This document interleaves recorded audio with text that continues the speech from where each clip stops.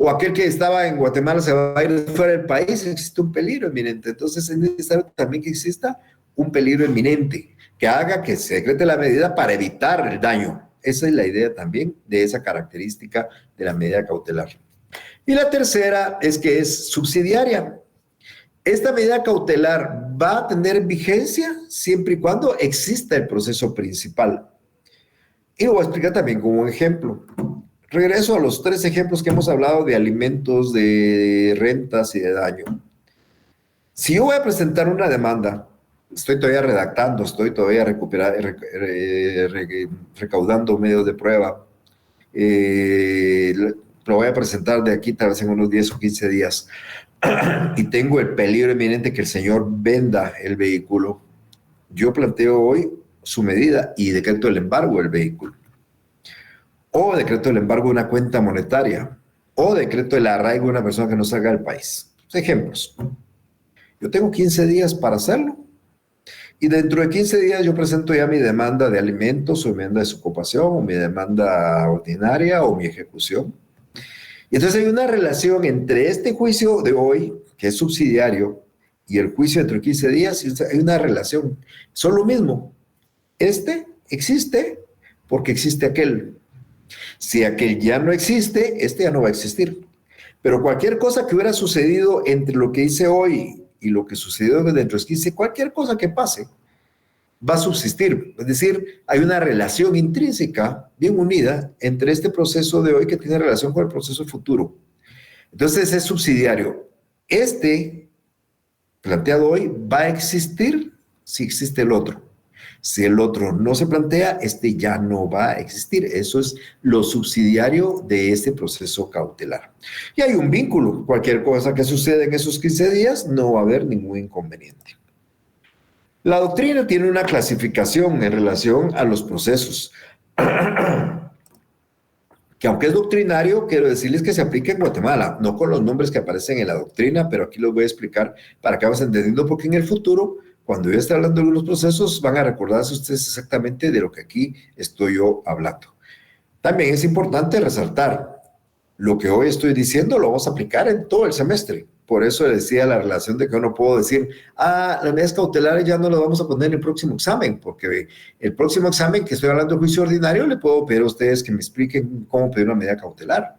Y cuando estoy hablando de juicio oral el otro año, pues pueden pedir medidas cautelares. Y cuando hable de juicios ejecutivos, pueden pedir medidas cautelares. Entonces, hay una relación que no puedo excluir. Pero bueno, entonces la doctrina hace una clasificación de 4 clases de medidas cautelares. Unas que son medidas introductorias anticipadas, otras que aseguran una ejecución forzada, otras que deciden interinamente una relación controvertida y otras que requieren de una caución. ¿Para qué les voy a explicar? Porque al final de cuentas muchas veces viene siendo lo mismo. En relación a las providencias introductorias anticipadas son las que nosotros vamos a llamar pruebas anticipadas y son las que ya me referí que vamos a hablar hasta el semestre entrante. Perdón, hasta la siguiente sesión. Disculpen lo del semestre entrante.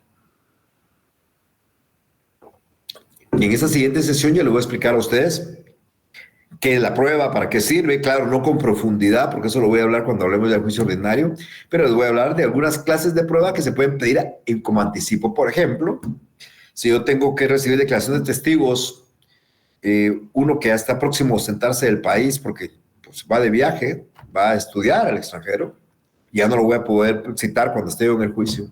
O alguien que está gravemente enfermo y también se me va a ir, o alguien que está de una edad muy avanzada, entonces yo puedo pedirle al juez que antes de ir a mi juicio principal me reciba la declaración de ellos y me la reciba porque voy a preparar esa prueba para mi juicio futuro.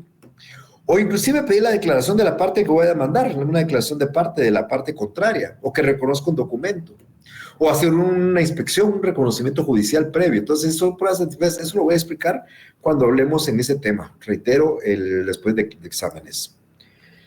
Luego tenemos unas providencias que van dirigidas a asegurar una futura ejecución forzada. Esa es la que más me interesa a mí muchísimo, porque como ya les decía a ustedes, lo importante es que nosotros tengamos un patrimonio ejecutable. Entonces, hay algunas medidas que si nosotros las decretamos ahora y obtenemos una sentencia favorable, podamos ejecutar esa sentencia.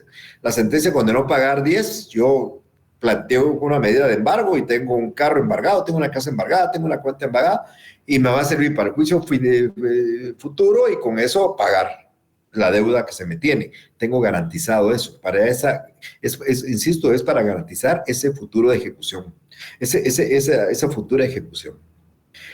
Luego tenemos algunas medidas cautelares que en forma provisional deciden una cuestión de fondo. ¿Cómo así dirían ustedes? ¿Cómo así deciden en forma provisional? Sí lo hay.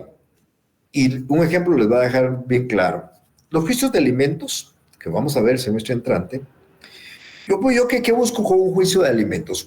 Busco que a la persona obligada a dar alimentos se le fije una pensión en dinero para que mensualmente se la dé al alimentista, su esposa, sus hijos, ascendientes, descendientes, hermanos, cualquiera que haya reclamado. Entonces yo voy a plantear una demanda de alimentos y voy a pedir que al dictar sentencia le fijen a los dos niños y a la señora 3,000 quetzales, 1,000 quetzales para cada uno de ellos. Ellos pues, están planteando una demanda porque tienen necesidad de que el obligado les dé lo necesario para subsistir. Esos 1,000 quetzales de cada uno sirve para casa, o sea, donde vivir, comida, vestuario, salud y educación cuando son menores de edad. Entonces, imagínense 1,000 quetzales en un juicio que puede durar 1 año, 2 años, 3 años, y mientras tanto, ese ínterin. Entonces, cuando yo estoy en un juicio de alimentos, hay una medida típica, al ejemplo que aquí estoy dando, que se llama alimentos provisionales. Cuando el juez le da trámite a la demanda de fijación, fija alimentos provisionales. Yo le pedí al juez 3,000 quetzales en la sentencia y puede ser que el juez en la provisional fije 3,000, porque mientras el juicio dure, el tiempo que dure, 1 año, 2 años, la parte obligada tenga obligación, valga la redundancia, de dar 3,000 quetzales mensuales. Puede ser que fije no 3,000, solo fije 2,000. Es una decisión del juez, porque el juez al final pasaba los documentos, toma decisión, pero interinamente ha decidido una controversia a futuro. No es definitiva, porque si ahora fijó 3,000, puede ser que en la sentencia diga que al final son solo 1,000, o son 2,000, o son los 3,000 que estoy reclamando. Bueno, eso ya es una cuestión que quedará en final, pero con esa providencia propia del juicio de alimentos ya está decidiendo algo de lo que tendría que decir en la sentencia. Por ejemplo, vamos a encontrar en el interdicto de obra peligrosa una medida similar, porque cuando yo, por ejemplo, tengo una obra peligrosa, pensemos un árbol que está próximo a caer, yo pido que la sentencia se ordene el derribo del árbol, pero el juez en su resolución puede ordenar el derribo del árbol, en su resolución de trámite, con el que le da trámite a la demanda sin esperar la sentencia. O cuando yo pido un divorcio y pido la suspensión de la vida en común, que pido que el divorcio decrete, el juez lo puede declarar provisionalmente, puede decretar provisionalmente el juez en poder de quien quedan los hijos mientras se decide el juicio. Entonces están resolviendo interinamente una relación controvertida. Y por último, tal vez las que nos vamos a estar hablando mucho de esto, es aquellas que requieren de una caución. Cuando yo les decía a ustedes que una medida cautelar requiere, primero es provisional, además de eso es accesoria o está subordinada a la existencia de uno principal, quiero decirles que yo puedo pedir una medida cautelar hoy para plantear mi demanda en 15 días, pero para que el juez decrete esa medida cautelar hoy, es necesario que yo pague una caución, una fianza, una garantía. ¿Por qué razón? Porque yo soy responsable de los daños y perjuicios que pudiera estarle ocasionando a la persona en contra de quien va la medida. Entonces, en los juicios civiles, no en familia sí están exonerados de eso, pero en un juicio civil, si yo quiero el arraigo de alguno de ustedes antes de presentar la demanda principal, el juez me va a decir, bueno, ¿y cuánto es lo que usted pretende demandar en el juicio principal? 10,000 quetzales, ok, entonces le voy a dar el embargo de las cuentas o el arraigo o la intervención, pero usted tiene que depositar en la tesorería este monto, un monto que no puede ser menor del 10 ni mayor del 20% de lo que voy a reclamar. Como voy a reclamar 10,000 y estamos hablando del 10%, entonces el juez me va a fijar entre 1,000 y 2,000 quetzales una garantía que tengo que depositar y hasta que lo deposite el juez me va a dar la nota para decretar la medida cautelar. ¿Para qué sirve ese monto que estoy dando? Es como una especie de garantía de que si yo no cumplo o al final pierdo la medida, eso sirva en parte para pagar daños y perjuicios que yo le puedo estar ocasionando a la persona contra quien estoy pidiendo la medida. Casi todas estas van a pedir, pero es importante resaltar que es entre un 10 y un 20%. Eso lo vamos a ver en unos minutos también. Ahora, esto es lo más importante que nosotros quiero que ustedes conozcan. ¿Qué medidas cautelares recoge el Código Procesal Civil que nosotros podemos utilizar previo a un juicio de conocimiento o previo a un juicio de ejecución, o con un juicio de conocimiento o con un juicio de ejecución. Cuando digo previo o, quiere decir que lo puedo hacer antes de o con la demanda. Yo puedo pedir una medida antes de o la puedo pedir en la demanda de. Yo puedo plantearla antes de un juicio ordinario o en la demanda del juicio ordinario, antes del juicio sumario o en la demanda del juicio sumario, antes de una ejecución o en la demanda de ejecución. Ahí puedo pedir yo una medida cautelar. ¿Cuáles van a ser? Primero quiero mencionarles de que el código tiene un número que uno cree que es cerrado, pero realmente es abierto. Porque hay ciertas medidas cautelares que voy a explicar que son específicamente para cosas muy particulares, pero hay una de ellas que es muy amplia y muy abierta que nos permite otras medidas cautelares. Pero expliquémosla. La primera que aparece en el Código Procesal se llama seguridad de las personas o seguridad de personas. Esta medida lo que busca es, pues, proteger a una persona que está teniendo malos tratos o hay actos en contra de ella reprobados por la ley. ¿Qué decía o qué dice el Código Procesal Civil en relación a esto? Que cuando alguien reclama una seguridad de personas, el juez se traslada a donde está la persona, determina si efectivamente y entonces ordena su traslado a un lugar más seguro. Eso dice la ley. Quiero contarles que ese artículo que ustedes seguramente hoy al terminar esto lo van a ir a leer, porque ustedes son así muy dedicados, van a encontrar que es una norma que si bien está vigente ya no es positiva, por la simple razón de que hay una ley que surgió, es del Código Procesal Civil del año 64, pero hay una ley que surgió en los años 90, que se llama la Ley de Violencia Intrafamiliar, que protege también a las personas contra los malos tratos, y esta ley de violencia intrafamiliar tiene mejores y mayores medidas que evitan ese daño. Esa ley usted va a encontrar que si alguien está siendo maltratado, el juez le puede ordenar al que esté actuando en contra de él que salga de la casa donde vive, del hogar conyugal, que no se acerque a cierta distancia del área, o sea, a ciertos metros de distancia. Si tiene un arma se le puede confiscar, se le pueden fijar pensiones provisionales de alimentos. Bueno, hay una serie de medidas que son de mejor eficacia que esta que está en el Código Procesal. Entonces, esta en cierta forma ha pasado a un segundo término, no se utiliza porque existe la Ley de Violencia Intrafamiliar que es mucho más efectiva. Esta es eminentemente contra las personas. Luego tenemos una medida cautelar que es el arraigo. Yo creo que esa medida ustedes ya la han oído y de repente algunos de ustedes ya la han sufrido. El arraigo es la restricción que tenemos nosotros de salir del país. En el ámbito penal, ustedes lo han oído, pues una de las primeras medidas que hace el juez cuando otorga medidas sustitutivas es el arraigo. Decreta el arraigo para que la persona no se vaya a ir del país y vaya a evadir la justicia. Este arraigo es muy estricto en el ámbito penal, en el ámbito civil no lo tanto, porque el arraigo efectivamente no es que la gente no evada la justicia.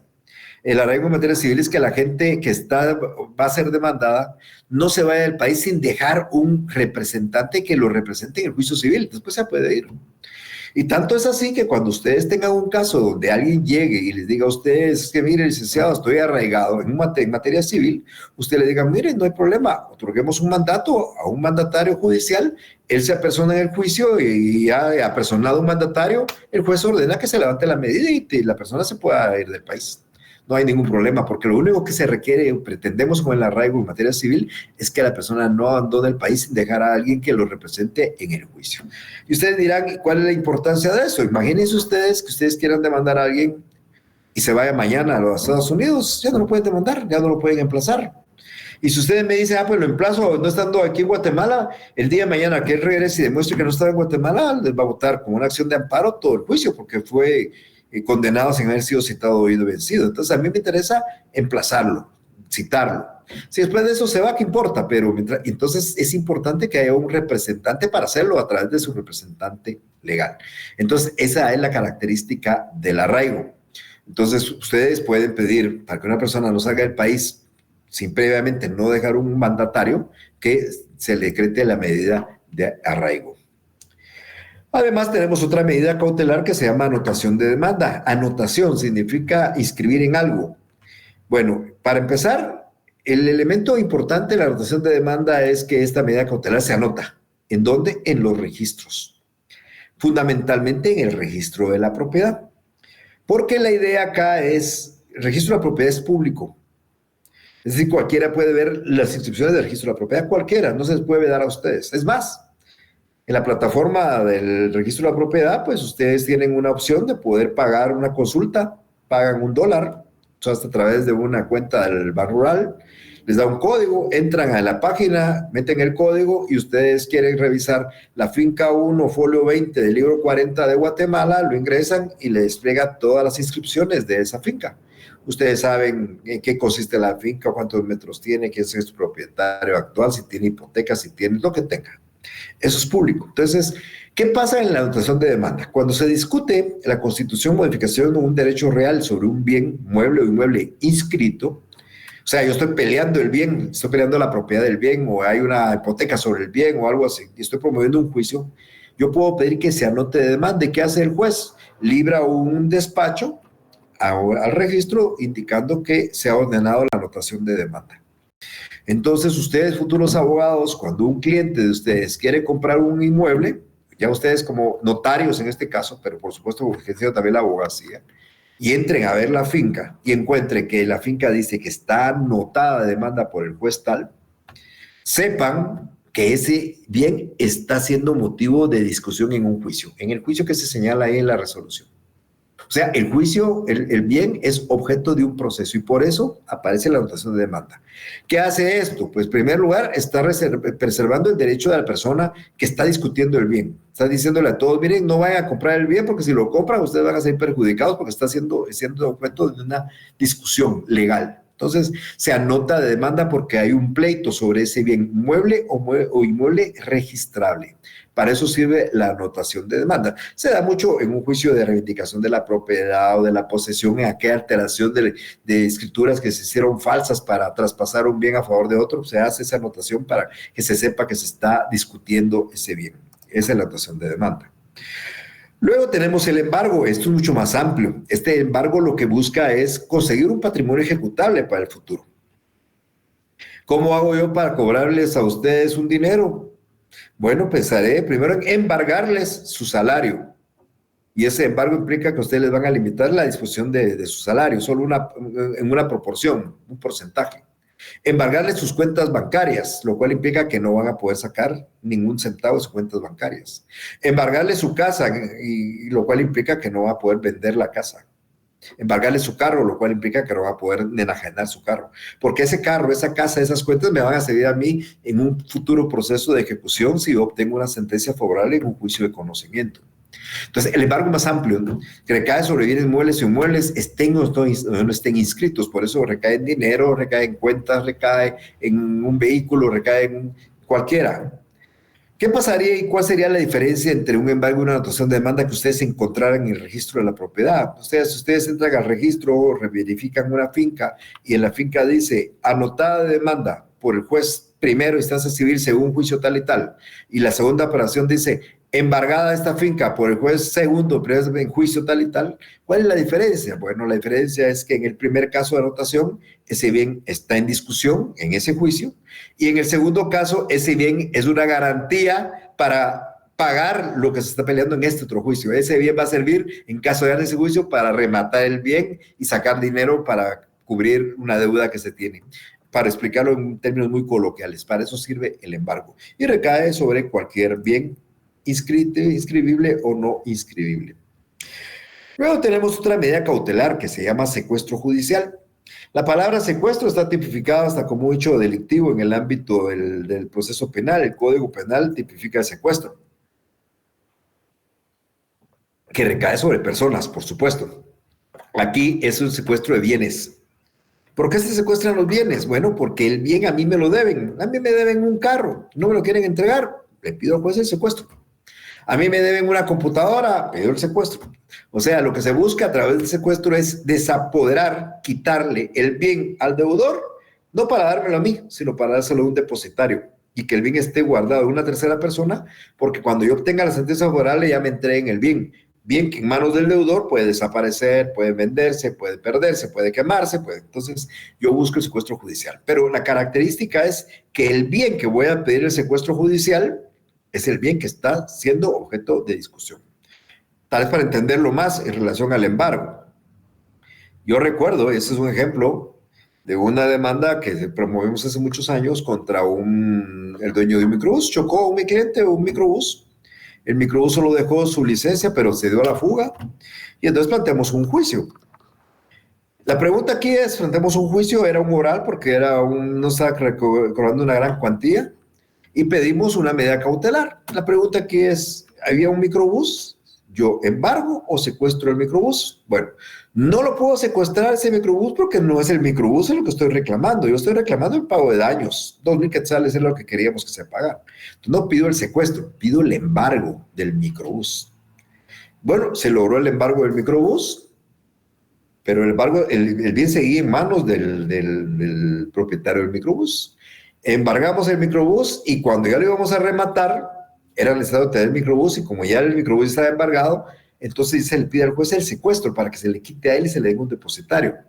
O si ya se hubiera rematado y ya hubiera un nuevo adquirente, pues se pide el secuestro para que se le entregue nuevo. Entonces, el secuestro es quitarle un bien que se debe al deudor para entregarse a un depositario y luego entregarse a quien le corresponda. El bien, lo importante es que no esté en manos del deudor porque puede ocasionar un daño a futuro el que esté en manos de él por lo que ha mencionado. Entonces, eso es el secuestro judicial. Recae sobre bienes muebles. Luego tenemos la intervención. El Código de Comercio le llama embargo con carácter de intervención, el Código Procesal Civil solo le llama intervención. ¿Y en qué consiste la intervención? Miren, pues, también con un ejemplo. Si a usted, don Juanito González, el dueño de la tiendecita Mi Barrio, que está a la vuelta de la casa donde ustedes viven, le debe dinero, y ustedes quieren una medida cautelar, ustedes no le pueden ir a embargar los Surtrix, las Coca-Colas, los cigarros, los chicles, no. No es posible esa situación. Ni tampoco el secuestro, porque no es eso lo que debe. Lo que él debe es un dinero. Entonces, cuando lo que va a recaer, la medida de embargo va a recaer sobre una empresa mercantil, que eso es una tiendecita, es una empresa mercantil. O una finca en producción, imagínense una finca lechera con 1,000 reses produciendo leche.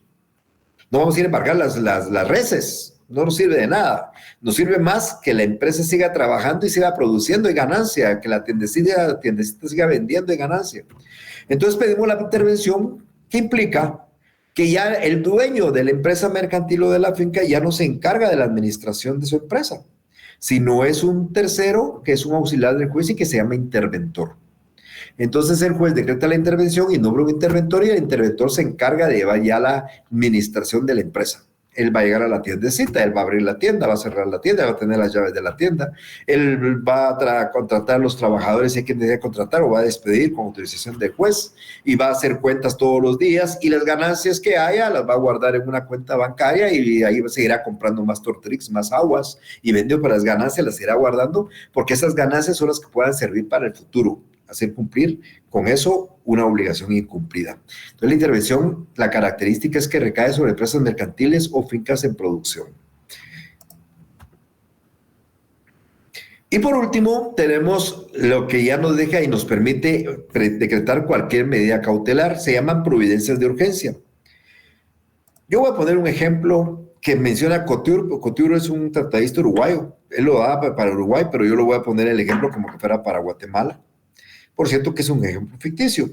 Imagínense ustedes que me están escuchando en este momento, estamos hablando de que vemos 62 en pantalla, yo estoy 2 veces, soy 60 personas escuchándome. Bueno, de los 60 hay unos 15 que están viendo alguna su novela de Netflix y otros 10 que de repente están reflexionando, bueno, pero los que me están escuchando. Lo que estoy diciendo simplemente es una hipótesis, no estoy diciendo que así sea. Nosotros recibimos todos una invitación para ir a la Catedral Metropolitana. Sucede que hay un artista guatemalteco, Manolo Gallardo, que es un artista cuyas pinturas se caracterizan por ser desnudos. Si alguno de ustedes conoce el edificio Palladium, ahí está mi oficina en el Palladium, en la entrada del edificio hay 2 pinturas en cada una de las paredes y lo que hay son desnudos. Hay rostros de personas conocidas, seguramente por Manolo Gallardo, con cuerpos desnudos. Esa es su característica. Hay niños, hay mujeres, hay hombres, hay todo. Me imagino que él pide una autorización para hacer eso, pero bueno. Y entonces ustedes llegan a la catedral con sus mejores vestimentas, es una cuestión de gala, va a haber un vino de honor, y al entrar a la catedral ustedes encuentran toda la catedral tapada con un lienzo blanco, toda la catedral. Cuando empieza el acto y abren y quitan los lienzos, sucede que toda la catedral está con las pinturas de Manolo Gallardo, desnudos. Y entre los desnudos ustedes identifican la cara de ustedes ahí con un cuerpo desnudo.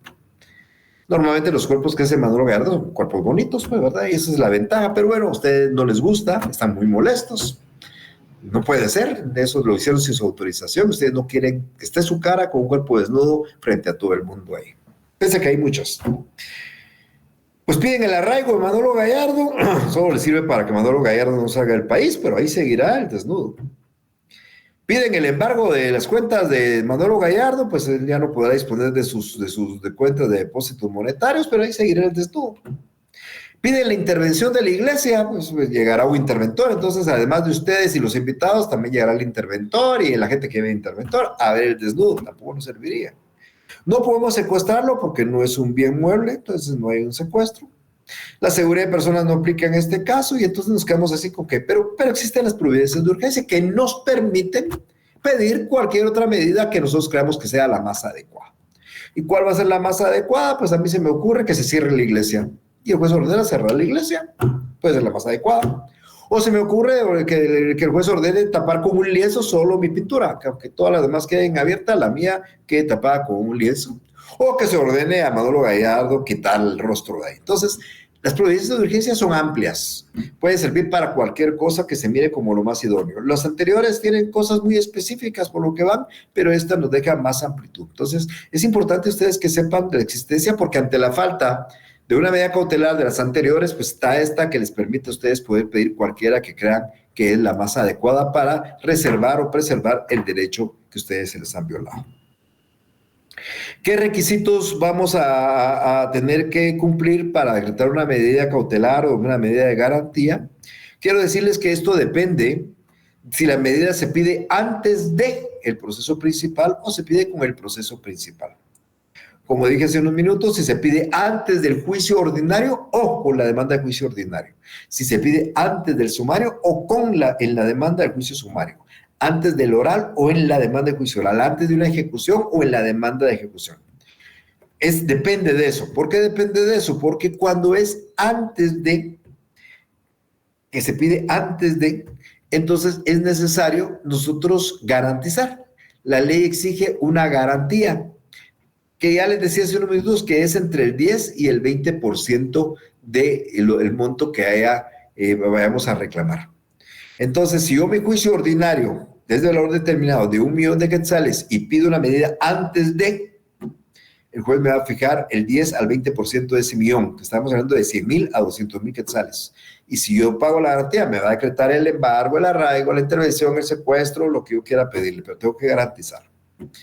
En un juicio sumario de cobro de rentas, ya le dije al juez que quiero cobrar 100.000, bueno, quiero una medida antes, entonces le voy a cobrar entre el 10 y el 20, lo voy a fijar, tengo que depositarlo y en la tesorería. Es un mecanismo, como yo les decía, para garantizar que si yo incumplo con la medida, me la revocan, ese dinero pueda servir en parte para los daños y perjuicios que le pudiera ocasionado a la persona contra quien decreté esa medida. Fundamentalmente eso. Pero es importante indicar, previo a, entre el 10 y el 20. Cuando es con la demanda, cuando se presenta con la demanda, no nos exigen esa garantía, salvo que la otra parte se lo pida al juez, pero el juez no lo va a pedir. ¿Qué vamos a pedir en la solicitud? En la solicitud tenemos primero que determinar con claridad qué vamos a exigir de la parte que vamos a demandar en el futuro. Tenemos que establecer la fijación de la cuantía para el monto que va a determinar el juez, decirles 1.000.000, 2.000.000, o es indeterminado, igual si es indeterminado, el juez fija atendiendo a su criterio cuánto es, y también indicar el título que justifica la acción que vamos a plantear en el futuro. Eso es en una demanda previa. Hay algunos requisitos especiales en algunas medidas, por ejemplo, el arraigo que acabo de explicar. Se recuerda que el arraigo es una medida que limita el libre tránsito del país. Nosotros no podemos salir del país, estamos arraigados. Pues hay una ley específica, la ley de arraigos, que la tienen ustedes en su código físico, al final de su código físico, ahí lo van a tener, que ahí están normalmente las publicaciones, es el decreto 15-71. Y aquí los que nos piden es que para pedir ustedes un arraigo de Mario Gordillo, tienen que identificar a Mario Gordillo. Ponerle edad, el estado civil, profesión, oficio, nacionalidad y el número, dice la ley de cédula, pero lógicamente ya no es cédula, es el DPI, ¿verdad? Y si es extranjero, el número de pasaporte. ¿Por qué se hace? Por los homónimos. ¿Cuántos Mario Gordillos podrían haber en Guatemala? ¿Cuántos Luis García? Entonces, para evitar confundir y evitar que una persona que no es la que van a demandar o sobre la que cae la medida está arraigada, entonces piden eso para tener una identificación más exacta de la persona que se está arraigando. Entonces, cuando ustedes pidan una medida de arraigo en un submemorial, antes de o con la demanda, tienen que indicar los datos generales de la persona que se quiere arraigar, conforme a ese decreto 15-71. Ahora, como les decía hace unos segundos, cuando la providencia se pide no antes, sino con la demanda, entonces no es necesario constituir garantía en el caso de arraigo, oración, demanda, intervención, y tampoco lo es en el caso de embargo o secuestro, pero puede ser que la parte contraria sí solicite que se fije una garantía, y si la parte contraria lo pide y el juez la señala, habrá que cumplirla. ¿Quién es responsable de los daños y perjuicios de una medida cautelar? Pues usted que la solicita, usted que no cumple entre los 15 días de presentar la demanda principal, a usted que le revocan la medida, usted va a estar responsable de cualquier daño o perjuicio que se pueda ocasionar por esa medida, porque lógicamente se ocasionan daños y perjuicios. Que le limiten su salario, que le limiten sus cuentas, que le limiten su salida, que le limiten su empresa, tiene ciertos daños y perjuicios que usted está obligado a cumplir. Ahora, ¿es posible, es factible levantar una medida cautelar? Ustedes podrían, su cliente diga, mire, licenciado, me embargaron mi casa, me embargaron mi salario, quiero que me levante el embargo. Sí, cuando eso es medida cautelar, sí, se llama una contragarantía. Ustedes tienen que decirle a su cliente, sí, pero tenemos que ofrecerle al juez otra garantía. A usted le embargaron su casa, pero ofrezcamos la hipoteca sobre otra casita, ofrezcámosle un fiador, ofrezcámosle una prenda de un vehículo. Si el juez acepta ese, por así decir, intercambio, va a dejar sin efecto la medida decretada porque tiene una contragarantía, es algo distinto a lo que ustedes le embargaron, pero que igual garantiza las resultas del juicio futuro. Esa es una contragarantía. Bueno, en términos generales, esto es lo que yo he hablado en esta oportunidad sobre estos aspectos en relación a lo que son las medidas cautelares. ¿Alguien de ustedes que tenga alguna duda? Este sería un buen momento para poderla hacer.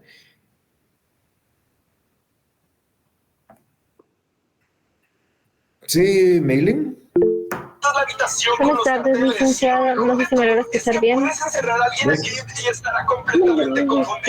Yo tengo una duda. Estábamos hablando de las medidas cautelares. Pueden ir, estaba diciendo, dentro de las peticiones, pero en ese caso siempre se tiene que dar el 20% que estaba hablando usted por si habían daños o perjuicios a la persona a la que se le iba a pedir un arraigo o cualquier medida cautelar. ¿Siempre es así o solo es cuando vamos a ver, Meli. Usted a su oficina llega alguien y le quiere plantear una acción. Pensemos en una acción de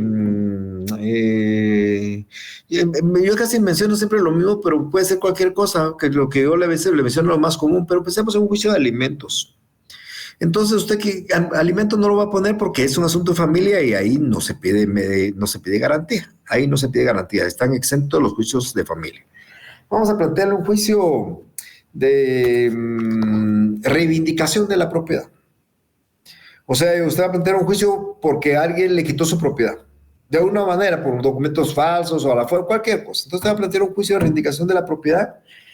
Pero antes de plantear su juicio ordinario, que es un juicio ordinario, usted pide la anotación de demanda antes.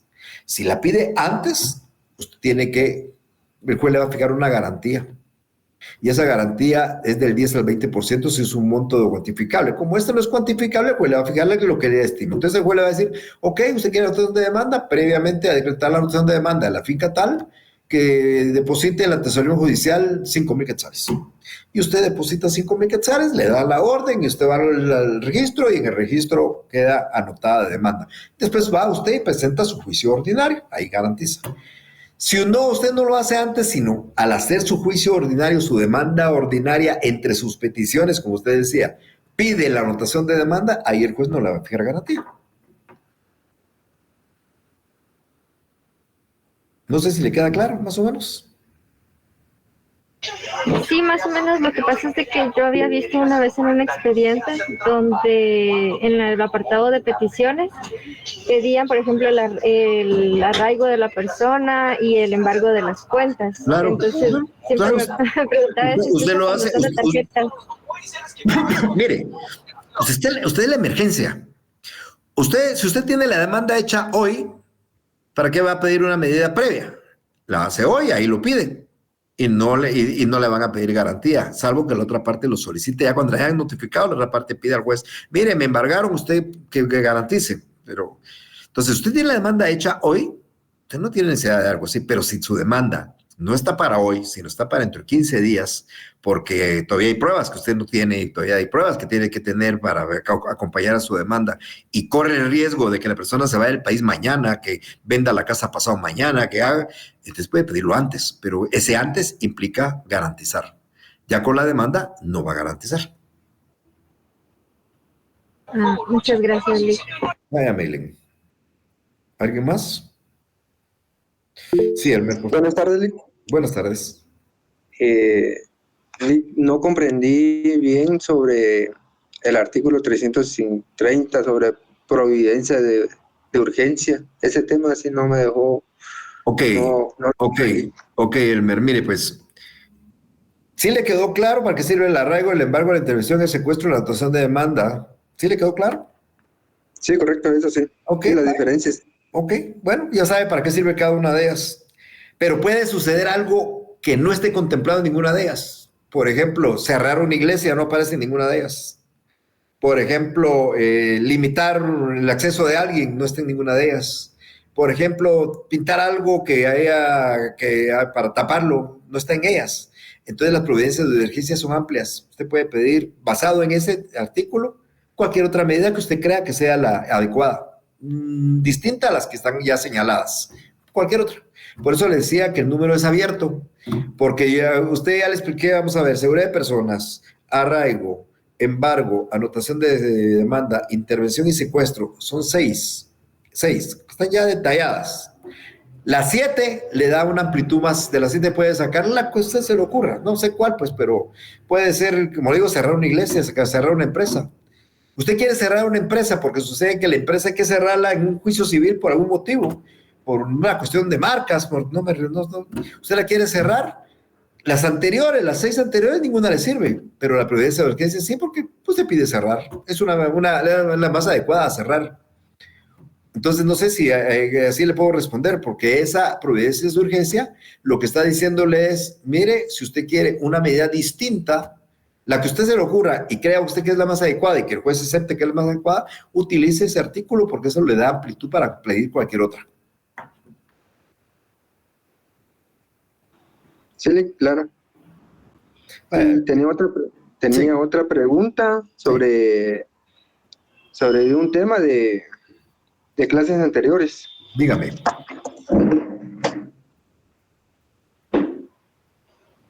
Sobre bueno, me voy a hacer referir al artículo 35 del Código Notariado, en una parte conducente donde indica nulidades del instrumento público. En este caso, la nulidad aplicaría con base al artículo 1301 del Código Civil. Bueno, pero ¿a qué clase se refiere? Que eso no he dado ninguna clase yo. Pero sí, pero a eso se refiere. Porque si el 1300, yo no sé qué dice el artículo 1301, pero la nulidad de un instrumento público es cuando no se cumplen los requisitos que el mismo Código Notariado habla para un instrumento público. Un instrumento público que carece de firma, que carece de número, que no tiene fecha, eso es nulo. Pero no sé a qué se refiere, porque como le digo, no es motivo de alguna clase mía, pero ¿a qué se refiere? La pregunta es así, la nulidad absoluta tiene un plazo que prescribe, a excepción de la nulidad relativa que tiene. La nulidad relativa sí, la nulidad absoluta no, por eso es nulidad absoluta, Elmer. Todo lo que es nulidad absoluta no hay tiempo porque es nulo ipso iure. Ya alguna vez, yo creo que alguna vez ustedes escucharon la palabra nulo ipso iure. ¿Qué significa nulo de pleno derecho? Entonces, si yo me caso con mi hermana, eso es nulo de pleno derecho. Ah, pero como ha pasado 50 años, no, igual sigue siendo nulo de pleno derecho. Capaz que nunca lo han declarado, pero en cualquier momento. Entonces, la nulidad absoluta de un negocio jurídico, la nulidad, eso no hay tiempo de prescripción. En cualquier momento se puede hacer valer.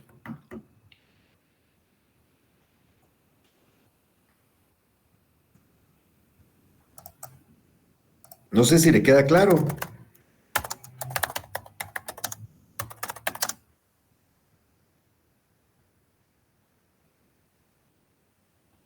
Elmer. Bueno, Raúl, por favor.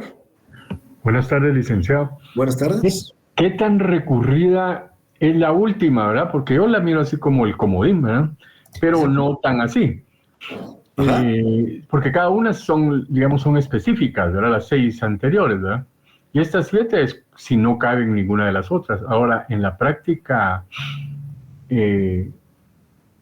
procesal, ¿qué tan recurrida es? O sea, sí la usan bastante. No. Lo pregunto porque viene a mi mente lo que pasa con este tipo de cosas también, tal vez no en esta área, o tal vez sí, porque pues soy neófito, ¿verdad? Sí tenía razón usted, yo no conozco los tribunales, pero el asunto es que se llega a abusar de las leyes, ¿verdad? Como el amparo, digamos, pues. Sí, el amparo para todo, ahí la pongo amparo. Entonces, no sé, por ahí medio lo vi, pero no sé. Mire, le explico, gracias, no estaba interesante su pregunta. Muy poco. Las que expliqué, las primeras, la primera seguridad de persona ya no se usa. Pero el arraigo lo piden en todas las demandas, por ejemplo. El arraigo, la idea es limitarle la salida a la persona que vamos a demandar. Y sirve muchas veces hasta para negociar, porque la gente de repente son de aquellos que tienen que viajar seguido y le urge, y esto sirve hasta a veces para que cumpla una obligación. Entonces, el arraigo se hace muy seguido. El embargo no se diga, porque el embargo limita la libre disposición de los bienes y eso nos va a servir. La anotación de demanda, pues el requisito es que el juicio sea discutiendo un bien irregistrable, igual que el secuestro, que el requisito que sea el bien que se debe. Entonces, y la intervención, pues el demandado, futuro demandado, debe ser dueño de una empresa mercantil o una finca en producción. Entonces, las que más concuerdan, las que más se dan es el arraigo y el embargo como una cuestión. Las providencias de urgencia son casos muy excepcionales, porque casi todo lo que a nosotros nos interesa están en las primeras 6, las 5, pues, fuera de seguridad de personas. Entonces casi no se da, pero existe la posibilidad de que a usted le interese una medida que no aparece ahí y de esta le da la oportunidad de poderla solicitar. Gracias, licenciado. Y ahora que también vino a mi mente, yo alguna vez asesoré como corredor inmobiliario, pues estaba haciendo ahí mis pininos. Y entonces se llegó a vender un apartamento, ¿verdad? Entonces al momento de venderlo tenía una anotación en el registro de la propiedad. Y entonces se paró todo momentáneamente hasta que quitaran la anotación. Y la anotación era porque el señor tenía 2 hijos y pues tenía que pasar pensión alimenticia. Pero me imagino que tal vez, no sé, no estaba la ley de familia o qué. Entonces, como tenía que pasarla, entonces tenía esa anotación, entonces no la podían enajenar, no podían enajenar el apartamento. Y entonces ya los hijos ya tenían 25 años, pues ya no había, ya eso ya lo arregló y con cierto, no tardó tanto, pero sí se arregló, pero sí me acuerdo que tenía una anotación para ese bien. No creo que haya sido una anotación, debe haber dicho embargo, porque el bien no era discutible, pero el bien sí les garantizaba a ellos que en caso de incumplimiento de la pensión, ahí estaba el bien para rematarlo y pagar las pensiones que se atrasaban. Correcto. Es que lo que pasa es que el abogado lo explicó como bueno, el notario realmente, como que era una garantía que él tuvo en ese tiempo para por si no pagaba, le caían, entonces realmente estaba embargada. Muchas gracias. Así es, correcto, así Buena es. aclaración, gracias. No me quedé con la duda. Así es, correcto. Por ahí me preguntaron, acabo de ver cuál es el fundamento de los 15 días, el artículo 535, para quien me lo preguntó ahí, que lo acabo de ver. Dice el 535, ejecutada la providencia precautoria, el que la pidió deberá entablar su demanda dentro de 15 días, si el proceso hubiera de seguirse en el lugar en que aquella se dictó. Si debiera seguirse en otro lugar, el juez tomará en cuenta el término de la distancia. Si el actor no cumple con lo dispuesto en el párrafo anterior, la providencia precautoria se revocará al pedirlo el demandado previo incidente. Entonces, el artículo 535, para quien me escribió, sería el artículo que aplica. ¿Alguien más? Johanna, por favor. Sí, solo con una... ¿Perdón? Johanna. Sí, con una pregunta. El tema de la anotación de la demanda aplica para bienes muebles, inmuebles. Muebles e inmuebles registrables. En el registro escriben inmuebles y también muebles, ¿verdad? Johanna, por favor. Buenas tardes, licenciado. Yo estaba revisando algunos apuntes respecto a la de competencia por razón de cuantía y mencionaba algo de la ínfima cuantía y de la mínima cuantía. Entonces quisiera saber cuál es la diferencia entre las dos porque me confunden un poco, ya que estaba buscando algunos artículos y la ínfima cuantía se menciona sobre todo en asuntos de familia. Ínfima y menor cuantía no es un tema que usted ahorita la vaya a abordar mucho, pero se lo voy a dar con mucho gusto porque yo les he dicho que me pueden votar cualquier cosa. La ínfima es menor que la menor. Y la menor es menor que la mayor. La mayor es mayor que la menor y mayor que la ínfima. Y la menor es mayor que la ínfima y menor que la mayor. No le haber quedado claro que es un trabalenguas, ¿verdad? Pero bueno. Ínfima y menor solo son aspectos nada más de procedimiento. Tanto la ínfima como la menor son competencias de un juez de paz. Pero el procedimiento es distinto. Lo va a ver el otro semestre cuando hablemos de juicio oral. El juicio oral de ínfima cuantía es distinto al juicio oral de menor cuantía. Se tramita en forma distinta. ¿Y cuál es la diferencia? El monto. En Guatemala, un juicio de 1 centavo a 10,000 se tramita en ínfima cuantía, que es un procedimiento distinto a que fuera un juicio de 10,000, 1 centavo a 80,000 que conoce un juez de paz. Entonces es procedimiento.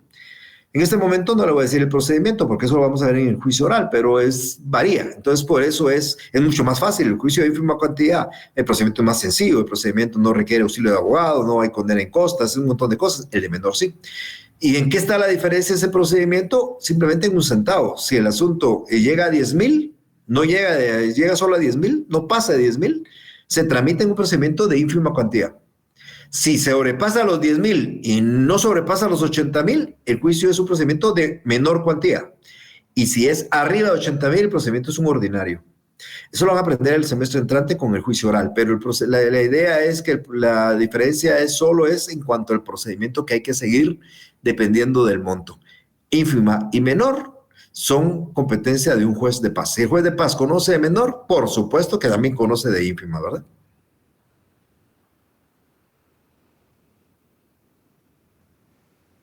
¿Alguien más? José, por favor. Muy buenas tardes, licenciado. Fíjese, relativo al tema de arraigo. Sí. El arraigo es para que una persona se quede acá en el país y pues no evada su responsabilidad saliendo de aquí. Pero me queda una duda. ¿Puede dejar un apoderado con facultades suficientes para que termine el proceso y que esta persona contra la que se busca pues el cumplimiento de una obligación pueda salir del país aunque tenga arraigo o aunque deje apoderado? No, eso es lo que yo les decía, José. La diferencia en el arraigo penal, la diferencia es que en el arraigo penal lo arraiga a usted, aunque deje apoderado. Le interesa que el cuento que usted no va a la justicia y esté aquí encerrado en Guatemala. La civil no es así. En la civil no es que usted no va a deber la justicia, porque si usted tiene un apoderado que lo va a representar en un juicio civil, no interesa que usted esté aquí. Con que esté él ya es suficiente. Entonces, cuando se nombra un apoderado y el apoderado se apersona al juicio, el juez levanta la medida de arraigo en contra del demandado, porque ya ahí tiene un apoderado. Y en ese sentido, ¿qué tipo de apoderado sería? No sé si es el mandatario o hay otro tipo de apoderados. El poder y mandato es exactamente lo mismo. Técnicamente se llama mandato. y quien lo ejerce se llama mandatario, pero el código dice poder, pero es un mandatario. Entonces, el poder es el mismo mandato, y los mandatos hay un mandato general que se lo puede dar a usted, a cualquier persona para que lo represente en los bancos, en cualquier lado. Y hay un mandato judicial que solo es para representarlos en juicio. Este caso es un mandato judicial. Si usted deja un mandato general, no le sirve en un juicio. En un juicio solo sirve un mandato judicial. Entonces, usted deja un mandatario judicial que solo puede ser un pariente de la persona del mandante o un abogado. Entonces usted se lo deja a un abogado o a un pariente, un mandato judicial. Este mandatario judicial comparece en el juicio, se acredita en el juicio y el juez levanta la medida del demandado, el arraigo. Muy amable, licenciado. Justo por ahí va mi pregunta, pero usted se me adelantó. Muchísimas gracias. Vaya, se cuida. Tengan feliz tarde. El otro jueves, por favor, 3 de la tarde, allá nos vemos en la facultad y les deseo el mayor de los éxitos. Se cuidan. Feliz tarde. Feliz tarde, licenciado. Licenciado.